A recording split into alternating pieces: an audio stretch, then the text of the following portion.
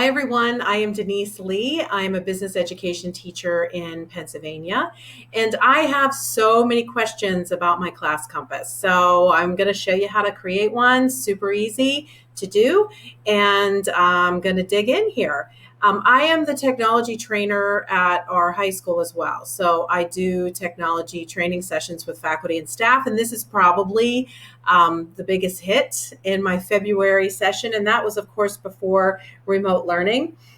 This was probably the biggest takeaway for them. Everybody loved this. This is created by making a simple table. So I inserted table and I inserted a 4 column table with 4 rows.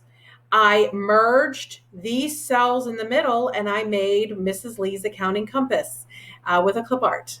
And that's it. And then I changed the background colors by clicking in the cell and going over to, table properties and changing the background of the cells.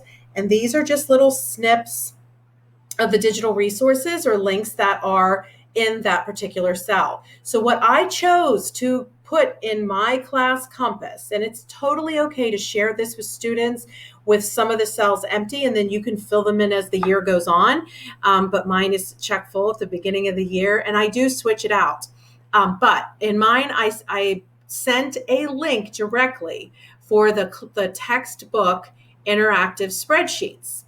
Then in this one, I sent a link directly for activities that I wanted them to do on the Cengage textbook. This particular one is, again, Cengage, but that link directly goes to the GAP concepts. So I'm sending all the kids to the same website, but I'm sending them directly to the link. So genius, because students will be like, where do I click? Once they're on the website, but here they're going directly to the link. I also created a bunch of digital activities. This one is pros and cons of being an accountant. This one is all about an accounting clerk and what an accounting clerk does. This one is Pamela's Pies Part 1. I created an entire digital simulation on Pamela's Pies. I'm now up to, I think, Series 4 of Pamela's Pies, and these are the first 2 that are done. Once students make a copy and are completing those, I then delete this one and send the next one when I'm ready in the course for that. This is an inventory accounting. This is focusing on auditor. I did a super cute Lamar's Haunted House where students are keeping the books for Lamar's Haunted House in accounting class.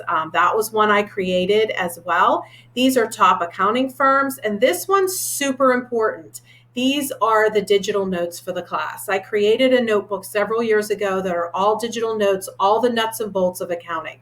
By the way, all of this stuff is available in my TPT store, but I just really wanted to show you what a class compass was. This is an alternative way of doing what the people are doing their Bitmoji classroom, and they're linking, and that's super cute, and that could be you do you.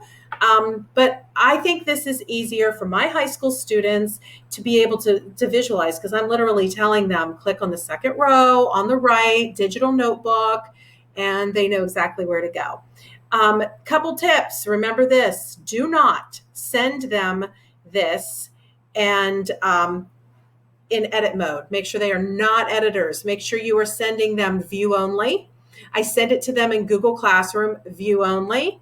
I tell them not to make a copy because I want them to save it to their Google Drive up here, and I also want them to star it. By starring it and saving it to their Google Drive, they will be able to find it quickly. I want them to be able to go to it quickly. By not letting them make a copy and giving them view only, when I make an edit to this class compass, everybody's edits. How super cool is that? So that's really what I want to happen.